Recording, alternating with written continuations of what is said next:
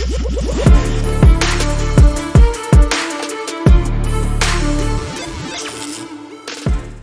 talk about IDW Comic Books, a fun comic book publisher for me to talk about over the past couple of weeks, notably because I've been making fun of their stock, which is an absolute train wreck. And I also think it really shows where the mainstream comic book industry is. I mean, this is over a 5-year term. The stock is currently sitting at $2.24, and I can't wait to see how low that goes after they lose Transformers and G.I. Joe, two of their more popular comic books. They're gone.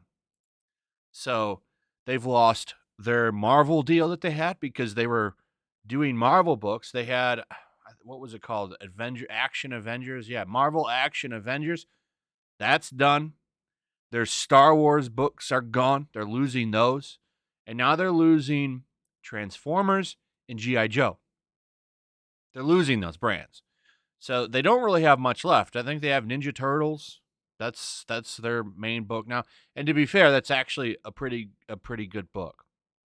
But that's mostly because they have Eastman working on the book, one of the original creators. I believe Eastman's the guy still working on it. I think so. I could be wrong on that. But they have one of the original Ninja Turtle creators writing, or at least helping write those books, and I think that's what keeps them good. But anyway, this is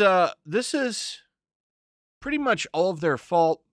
They had so much woke moments in Transformers and G.I. Joe, and they've done a lot of woke stuff, and it's not changing, by the way. This is something that I wanted to show you guys. This is their Star Trek comic book line.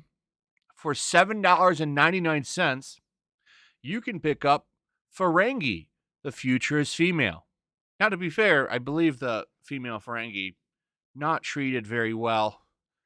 But is this really what Star Trek fans are looking for? Star Trek's in a bad place either way, but this is what you get over at IDW. I mean, they're so proud of this that they're putting it on the cover. Not on my station. That's obviously, I believe, Quark. So this must be some kind of DS9 tie-in. I'm not sure. But I just find it funny that they're still pushing this kind of shit. But why wouldn't they? When they still hire editors like Heather Antos, who says stuff like this recently, as of the 12th of January. This is senior editor at IDW, a senior editor.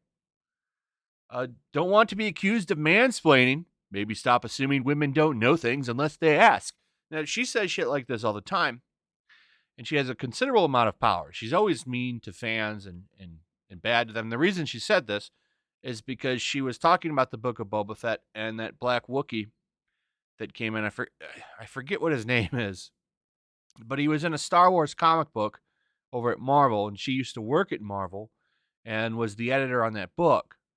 And somebody said when she showed the poster and was excited about it, a fan came in and said, "Oh, his name is this." And then she accused him of mansplaining because the guy didn't know. Oh God, he had no idea that she was the editor on a book that had him in his first appearance. And she called him a mansplainer and all this stuff. This is who IDW hires while their stock is crashing and burning. So they kind of deserve, I think, what's going on with them. And they've done all of this to themselves. A lot of really good stuff in this article pointing out a lot of the weird shit that they've done, particularly when they made a Transformer trans. Do they really truly have gender? How do Transformers have children? Don't they just build one? Like, I don't think one comes out of a woman or anything. So that just seems like unnecessary virtue signaling to me for this. But they actually did that. That was a real thing they did. They also put an overweight woman on a G.I. Joe Strike Force team. And it's like, I don't really think that this is someone who could be a part of elite Black Ops units. You probably have to be in considerable shape to be on a team like that, but none of that matters in comics. I mean, what are you doing? And this is a company that really can't afford to fuck around. And you know what they say: fuck around and find out. Well, they did, and now their company is in shambles. And I really don't see how they can survive without these brands that they're losing. This is a company that's made up of collected brands. They really don't make their own characters. They license out a lot of properties, and that's really what keeps them afloat. And I think their two biggest now, like I said before, is TMNT and Sonic. And I don't know if that's enough to keep an entire company afloat. So, I mean, I would say maybe somebody will buy IDW, but what is the purpose of buying IDW? You're not getting any original characters. All you're getting are licensed comic books. So I really wonder if someone's going to swoop in and buy this company, and I wonder if they're going to be able to survive at all. Like this could be uh the first one. I think this will be the first comic book company to collapse, and it's probably going to happen this year, especially if stocks keep falling. I mean, this stock is in danger of falling below $1, and that is embarrassing. Anyway, that's pretty much it. Let me know what you guys think. Also, if you would please like, subscribe, share the video. Make sure you're still subscribed. Hit that notification bell. I'll see you guys on the next one. Peace. Also, if you want to help support the channel, check out my Teespring store. There's a link in the description. You can find some merchandise in there that you might want to check out.